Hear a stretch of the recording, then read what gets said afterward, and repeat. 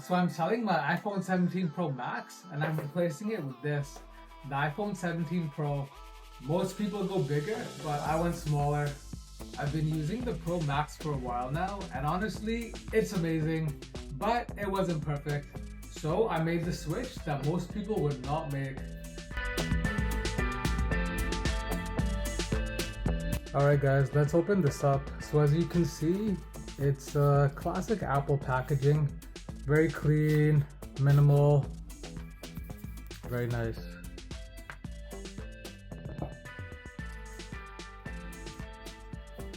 Yeah, this feels way smaller. Honestly, it just feels very comfortable. So inside the box, you get a USB-C cable and some paperwork. And that's it. Not gonna lie, this is the size that I initially should have stuck with 6 months ago. The Pro Max is great for content, but day to day, it just feels too bulky. But this, one hand, easy use, pocket friendly, it just makes more sense to me. But here's the real question, am I actually gonna lose anything by going smaller? Or is the Pro secretly the better iPhone?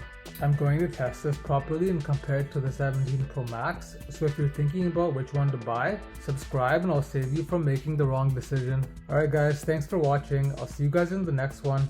So yeah, let's see, am I gonna regret this? Am I downgrading? Let's check it out.